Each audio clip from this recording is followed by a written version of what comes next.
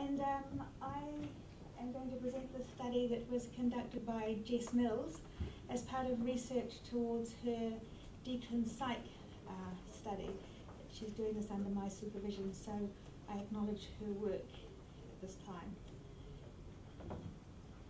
So, traumatic brain injury, TBI, occurs to 600 per 100,000 of the general population each year, give or take somewhat, depending on whether studies include those who have mild or very mild traumatic brain injury included in their figures.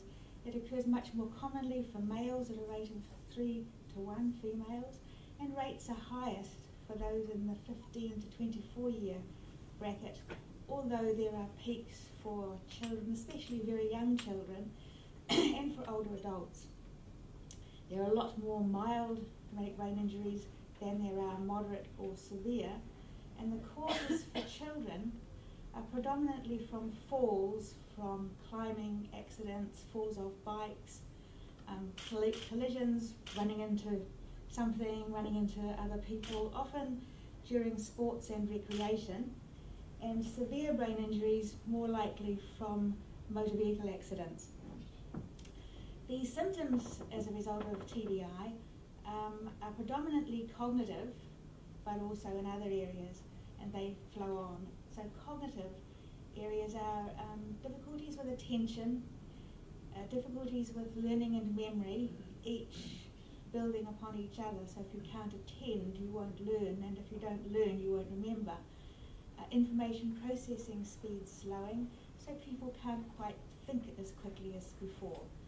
Impulsivity and difficulty with planning and organisation, so acting before giving self time to think, not prioritising properly.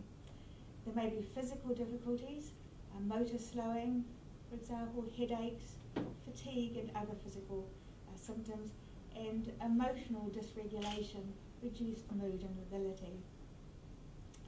These in turn impact on activities of everyday living, at home, at school. It impacts on the interactions that children have with others and on socialisation as a whole. Neuropsychological assessment is useful in determining the nature and extent of the difficulties that arise after TBI.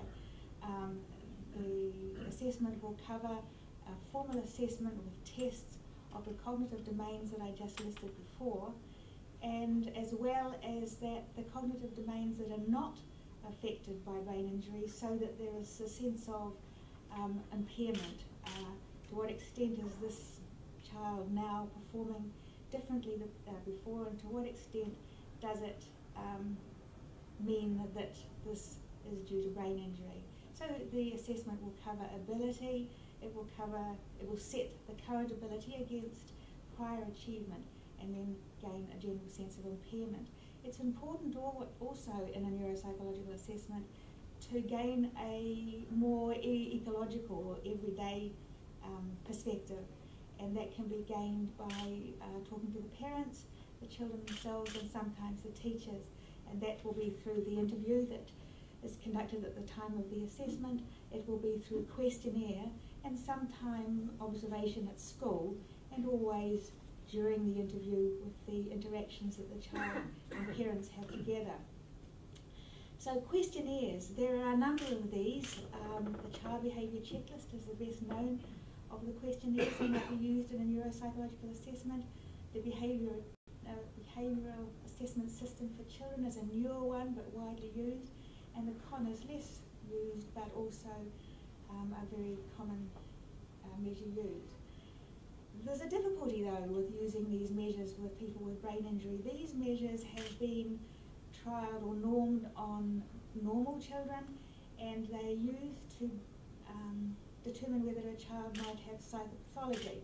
So they're useful to check to see whether the child has clinical depression or anxiety or attention disorder to the level that it might be ADHD or conduct disorder and the like.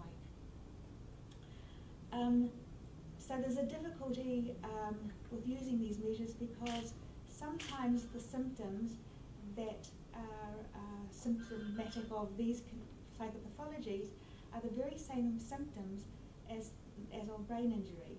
And so if there is a positive response to an item that is a psychopathology, but if they're really being answered because it's a symptom of brain injury, then it will result in spurious results.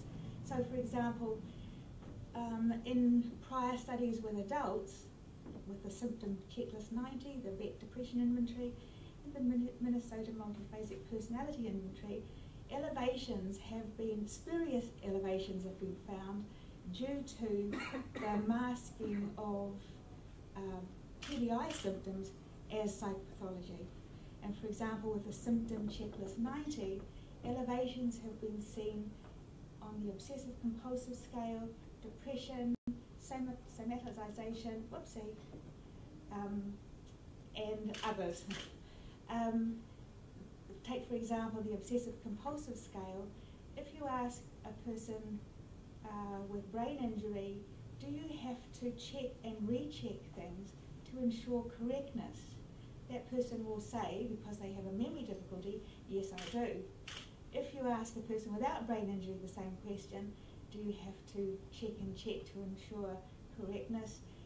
You might think that a normal person, if they answered positively, would have obsessive compulsive disorder. So you can see the difficulty. So because this phenomena has not been examined with children before, we decided to do it with the Child Behaviour Checklist, which has been developed over the years by Arkenbach and colleagues. So the CBCL, short, is a 113-item scale for children between the ages of 6 and 18. There are parent, child and teacher forms, and the 113 items load on 9 syndrome scales, from which 2 summary scales are drawn, one an internalizing and an externalizing scale. Internalizing depression, anxiety, thought problems, externalizing more conduct disorder, aggression, and more outward appearing behaviour. The CBCL scales, 9 of them, are attention, depression, anxiety, aggression, delinquency, somatic complaints, social problems, thought problems, and other.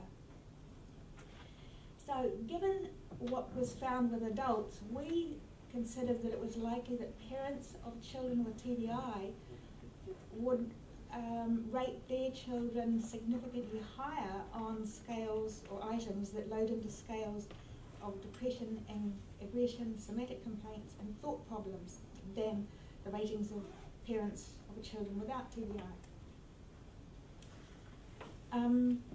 Further, because of the list that you saw before of the symptoms of brain injury, we thought it possible that there would be the same differences between the two groups of parents on attention, delinquency, rule breaking, and social problems as well.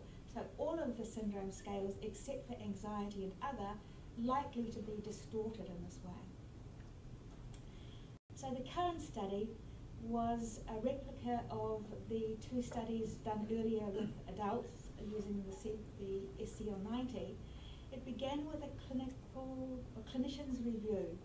5 clinical neuropsychologists who were very experienced in working with children with traumatic brain injury and conducting neuropsychological assessments were asked to review all 113 CBCL items and to determine which, if any, were also the symptoms of brain injury.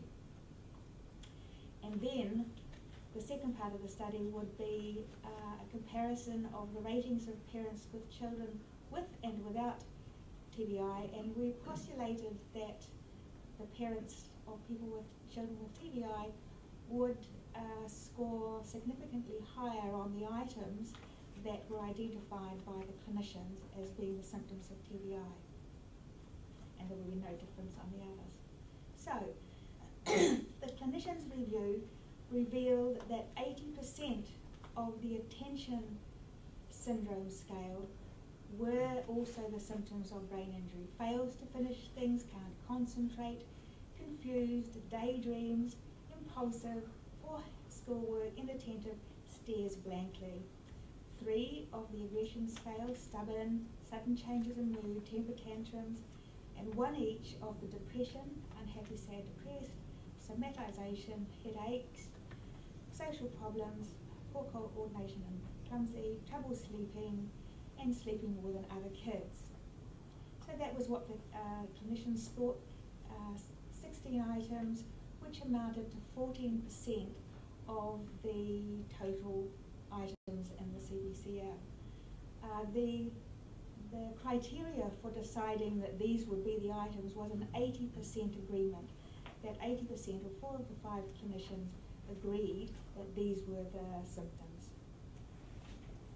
The results then, when the TBI parents were compared to the non-TBI parents, all of the attentional items identified by the clinicians were significantly higher for the TBI parents than the non-TBI parents, except for stares blankly. And so now it was 80%, but there were 2 items that the clinicians had not identified that were also significantly different: acting young and can't sit still. Now it was 90% again. Aggression. All these 3 items were significantly higher for the TBI parents than the non-TBI parents, but in addition there were 5 other items as well: demands attention, destroys others' things, disobedient at school, gets in fights and attacks people, and so now 44% of the aggression scale. Depression withdrawn scale was not significant. So unhappy, sad, and depressed was not significantly different between the 2 groups, but the previously not recognised scale from the clinician, they didn't identify any items from the anxiety depression subscale or the scale. There were 5 items that the TBI parents rated their children as significantly higher than non-TBI. So cries a lot, fears, must be perfect, feels worthless, and worries. Headaches were found to be significantly different as expected, and in addition, nightmares and feels dizzy. Poor coordination and clumsy was significant, but so too were 3 others. They were more dependent, accident prone, and prone to being teased. Trouble sleeping was not significant. Oops, I'm not going. There we go. And finally, sleeps more than other children was significant, but so too were 2 others not recognised or not selected by the clinicians. Shows off and cruel to animals. So those were the results. So quite a lot of yellow there that had not been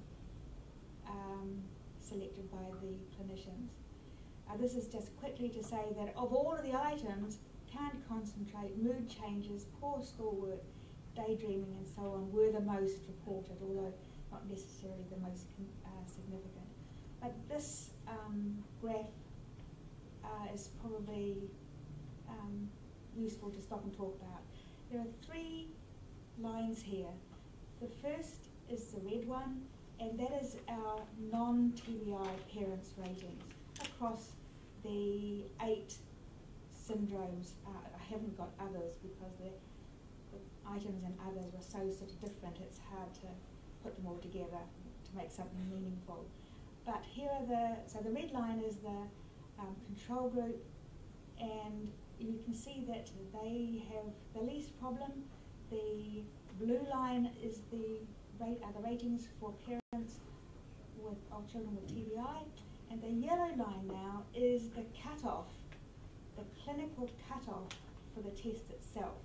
And so if, for example, if we take aggression, if the blue TBI line had been up where the yellow line is, then you would say that they have clinically significant aggression. We're talking a very small percentage of the population. And so all the way through you'll see, except for somatic complaints, that the TBI parents rated their children below the clinical cutoff, although above, except for withdrawn and depressed than the control group. So what does this mean? You know, so what?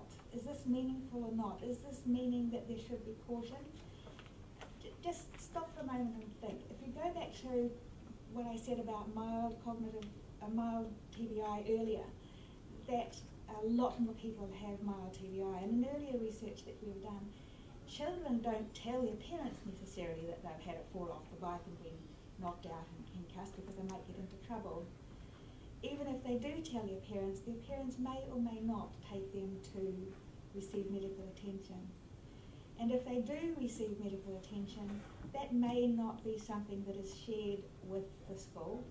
And even if it were shared with the school, neither the school nor parents necessarily know what the outcomes of TBI are. And so, even given all of that, a child may be at school and go through a sudden change in behaviour. So if no one knows that they've had a brain injury and no one knows what the effect of brain injury is, it's likely that the child will be considered to have some sort of psychopathology. And when you look at some of those items that were listed before, they have a bit of a value judgment in them.